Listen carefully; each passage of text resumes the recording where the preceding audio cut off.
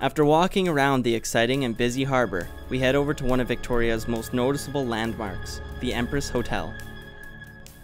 Opened on January 23, 1908, this structure has been at the iconic heart of Victoria. Kings and queens have had their beds made for them here, and its presence is still inspiring the most prominent of inhabitants. 1965 nearly saw the demolition of the Empress when the building's condition had deteriorated significantly. Thankfully, that notion was denied, and it has since been completely renovated and restored to its original condition a few times, adding in some modern amenities here and there. So we're standing in the Empress archives, and we're just checking out some of the old school menus. That's pretty crazy. What's calf's head a la poulette? You can read names from people back in 1909. That's when that page is. Yeah, it's crazy. Yeah. Yeah. But walking through the halls, it feels like I'm in The Shining. Yeah. The Shinin. Just around the corner, we find our two-wheeled friends ready to show us around Victoria's stunning oceanic coastline.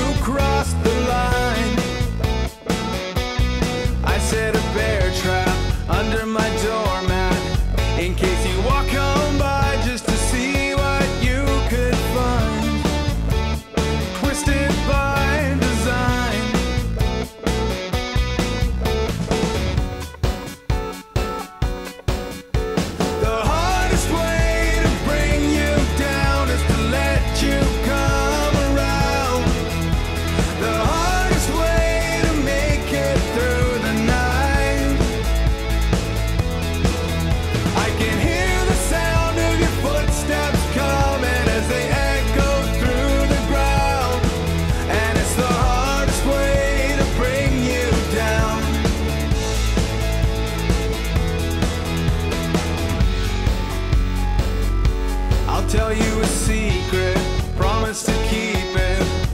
I know you're coming and we can get 50 miles to the gallon on this hog. you know I'm right. It must be a dark night on the other side, 'cause I can see the sun and the moon above me, and it sure is lovely.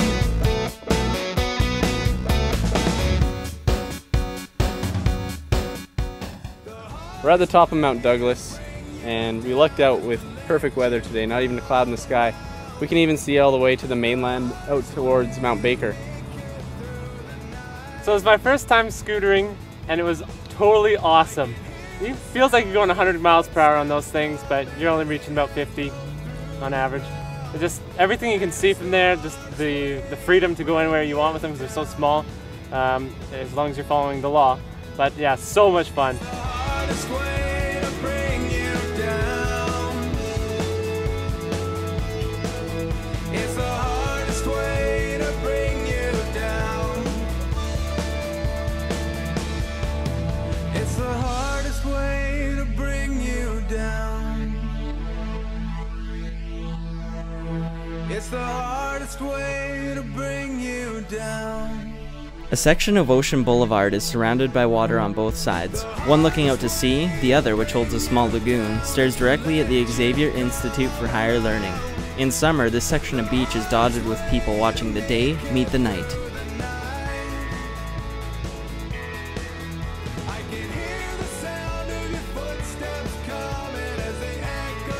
I absolutely love ethnic food, and that's why we're having dinner tonight at the Mint. They specialize in Tibetan and Nepalese food, and best part of all is that they're located completely underground.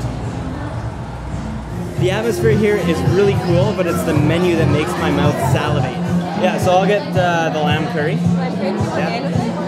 Oh yeah, for sure. I'm getting the pesto pasta. I don't know if I've ever had pesto before. So oh man, that's kind of a risk. All I know is it's green. But it doesn't matter if you take a risk like that at the Mint because they do a good job of everything, so it's like you may as well just blindly choose. Tonight I'm going with the prawn curry, something with a little bit of seafood and a little bit of spice. I'm going to go down with that. I'm going to have some strong ale. It's going to go really well with the curry. So many flavors. It's awesome.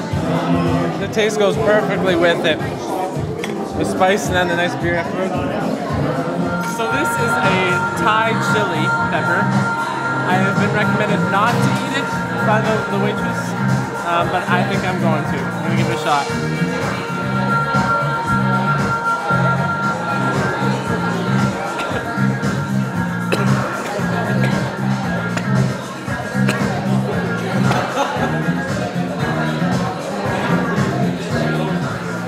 How do you feel?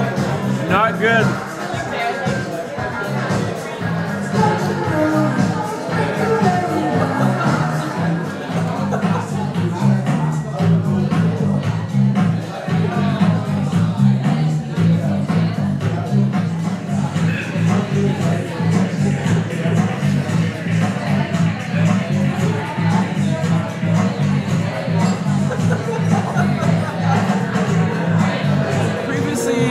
I've heard that when you're eating a really hot pepper, you're supposed to chew as little as possible and just swallow it to get it down. I thought with this pepper that I wasn't tasting any spice at first, so I decided to chew it as much as I could, as much as possible. And unfortunately, that turned out to be a bad plan. Time only heals those wounds. The fire on his tongue subsided and we hit up the terrace at the Turtle Hostel to hang out. The weekend was short but sweet, and Shea just had one more question of me and Kevin before we left. Am I accepted now because that finally made you guys laugh? Of course he was. He had been the whole time. That didn't mean things got easier for him, though. How do you feel, Shea? As a good friend of mine would say... What? Shoot. Let's do them. Yeah, it counts. What do you think about that, George? I think it's pretty legit. Like I said, Kevin and I left the hard work up to Shea.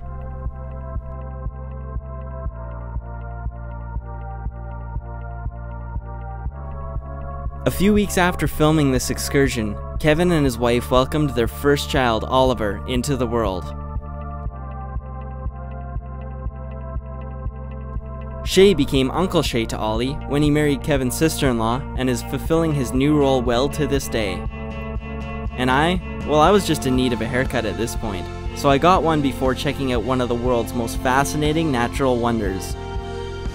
On the next installment of Rome, we'll head off to the Adams River, where the sockeye are starting their run upstream.